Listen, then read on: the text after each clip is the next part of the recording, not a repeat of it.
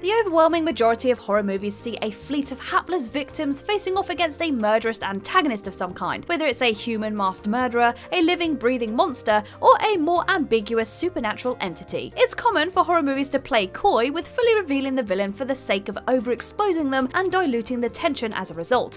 But by Act 3, it's basically expected that you'll catch at least one prolonged glimpse of the terrorizer. But that's not always the case, as sometimes nothing filmmakers can rustle up will be capable of matching the sheer ingenuity of the human imagination. For that reason, or simply due to the budgetary constraints, these 10 films never gave audiences a proper look at their villains, if any sort of a look at all. From purely invisible spectres to monsters which remained conveniently off camera, and everything in between. These movies were largely all better off for having faith in audiences rather than deigning to bad CGI and otherwise goofy creature effects. I am Kirsten from WhatCulture Horror, and these are 10 horror movies where you never see the villain.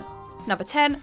Final Destination. The Final Destination franchise's ingenious hook sees a host of central characters surviving sure death after one of them witnesses a premonition, only to find themselves picked off by death itself on a second go-around. But rather than have the characters be pursued by a CGI ghoul in a cloak, death is never actually seen in any of the movies, depicted instead as an invisible, ever-present entity with the ability to subtly manipulate the environment to bring its targets closer to death. Though many fans have theorised that the series' suspiciously knowledgeable mortician, William Bloodworth, played by Tony Todd, may in fact be the human representation of death, that remains firmly in the fan theory category for now. Keeping death invisible not only heightened the suspense of the various amusingly convoluted set pieces, but also a smart way to keep the budget in check, considering that death as a concept isn't something that we ourselves can see in any tangible way. It's apt that it's depicted here as an invisible agent of destruction.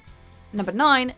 The Entity. Sidney J. Fury's 1982 cult horror classic stars Barbara Hershey as Carla Moran, a single mother who is violently raped by an invisible attacker and spends the rest of the movie trying to convince those around her, namely medical professionals, that she isn't crazy. In many ways a spiritual precursor to this year's surprisingly impressive remake of The Invisible Man, it does one better by never daring to reveal the precise nature of the entity haunting Carla, in turn delivering a brutal commentary on the lingering spectre of abuse in the most literal sense. The frank brutality of its subject matter means it's absolutely not for everyone. This one definitely scarred me as a child, so seriously, be careful. But on its own merits, The Entity is brilliantly unsettling, topped by a spectacular performance from Hershey in the lead role.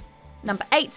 The Blair Witch Project. The Blair Witch Project was an early pioneer of the found footage genre, using its low $60,000 budget to its advantage to tell a minimalist tale with maximum technical and psychological plausibility. One of the film's smartest choices is to never once show the audience the titular malevolent entity stalking the 3 filmmakers, Heather Donahue, Joshua Leonard, and Michael C. Williams, deep in the Black Hills near Burkittsville, Maryland. The first act of the movie efficiently outlines the lore surrounding the Blair Witch, whilst the rest of the film employs subtle scares, from bizarre emblems appearing in the woods to eerie sound effects, to suggest the presence of something untoward in the woods. Even at its disturbing end, the fate of the 3 youngsters is only ever implied by clever camera work and the previously established mythology. Sadly, the 2016 sequel made the ill-advised decision to briefly show audiences the Blair Witch in the form of an unconvincing CGI abomination, stripping all the mystery away. As the original film proved, the creature we all concocted in our minds was so much scarier. Number 7. Cube.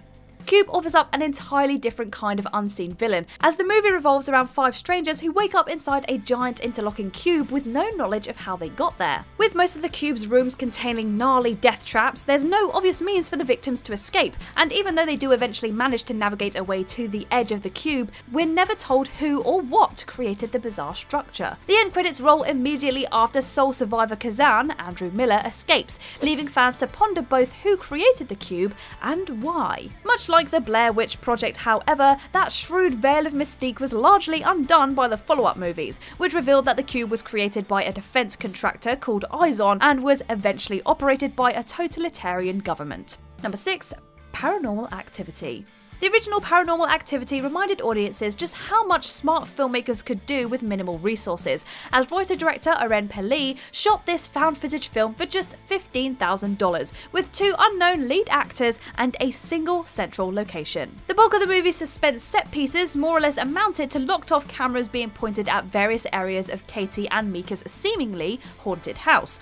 Viewers were effectively invited to scan every portion of the frame looking for even the most vaguely supernatural phenomena, from gusts of wind to closing doors and what might be footsteps in the night. The closest we get to seeing the series' demonic antagonist, later named Toby, is the spectacular sequence in which Toby's decidedly not human 3-toed footprints are briefly seen, yet his full physical form is never shown. Yet in its desperation to deliver a tell-all final chapter, the 6th film Paranormal Activity, The Ghost Dimension, did ultimately reveal Toby's demonic visage to the audience, which was about as generically underwhelming as they come. Number 5. Children of the Corn.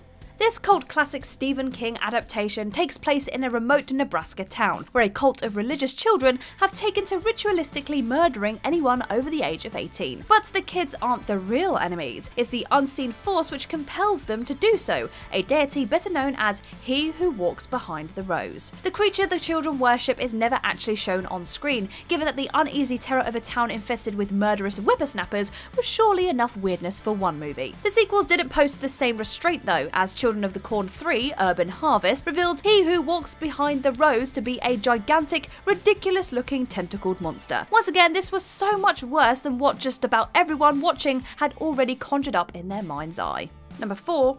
Oculus. Over the course of his fast-rising career, Mike Flanagan has proven himself a master of filmmaking efficiency in the horror genre. True to form, his 2013 film Oculus focused on siblings Kaylee, played by Karen Gillan, and Tim, played by Brenton Thwaites, as they face off against a most terrifying of antagonists, a haunted antique mirror known as the Lasser Glass. Flanagan offers up no concrete explanation for why this mirror terrorizes its victims, and we're never shown the actual form the supernatural entity takes, only the troubling illusions it generates and the sure tragedy it causes. With just a $5 million budget at his disposal, Flanagan was forced to get creative rather than fill the screen with digital monsters, and the end result was all the better for it. Number 3. The Witch. Robert Eggers' delirious directorial debut is a masterful exercise in slow-burning, atmospheric storytelling, as a 1630s New England family finds themselves assailed by malevolent supernatural forces. The witch's primary antagonist is none other than Black Phillip, effectively Satan, who spends the overwhelming majority of the film taking the unassuming form of a black billy goat. Only in the final moments of the film does Black Phillip finally transform into a human, yet given that we only see some out-of-focus legs and a black hand touch protagonist Thomason's shoulder, we still have no idea at all what he really looks like. Eggers gives us just enough of a hint to set an appropriately creepy mood, but the finer details are sensibly left up to the imagination. Number 2. Bird Box. Netflix's viral smash hit Bird Box saw a woman, Mallory Hayes, played by Sandra Bullock, attempting to protect herself and her 2 children from mysterious entities which cause anyone who sees them to promptly commit suicide. It's a brilliant hook for a movie, no doubt, and though not every aspect of Eric Heisserer's script quite hits the mark, director Suzanne Bier makes the smart, possibly budget-motivated decision not to show the creatures. Beyond ensuring we weren't forced to suffer through a fleet of goofy CGI monstrosities, per the film's modest $20 million price tag, it also helped put the audience in the same position as the characters, unable to catch a glimpse of the insurgent force. Curiously, however, the original plan was indeed to show them for a single nightmare scene in which Mallory encounters one in her house. Beer ultimately decided that the scene, which depicted the creatures as bloated cherub-like creatures, was just too silly to pass muster. Clearly, it was the right call, and didn't hamper the movie's success one bit. Number 1. Willow Creek. And finally, we have Bobcat Goldthwait's 2013 found footage film Willow Creek, starring Alexi Gilmore and Bryce Johnson as a couple who head into the titular California woods in the hope of capturing Bigfoot on film. Though they don't succeed in that goal, that was most definitely the best route for Goldthwait to go, considering the movie's obviously minuscule budget. But that doesn't mean Bigfoot doesn't make its presence felt regardless. The filmmaker instead evokes tremendous amounts of unease through the convincing performances of Gilmore and Johnson, and also some brilliantly eerie sound effects. The film's centerpiece isn't some laboured chase involving the hairy urban legend, but rather an 18-minute single-take scene set inside a tent, as the two leads listen for increasingly unsettling activity taking place outside their tent. Even during the film's slightly more energetic climax, we never catch a sight of Bigfoot, which is undeniably preferable to a dime store ape suit, as was the probable alternative. And there we go, the 10 horror movies where you never see the villain. Let us know your favourite down below in the comments. If you like this video, give it a thumbs up, and if you haven't already, click that subscribe button. But for now, I have been Kirsten Ria from WhatCulture Horror, and I will see you in the next video.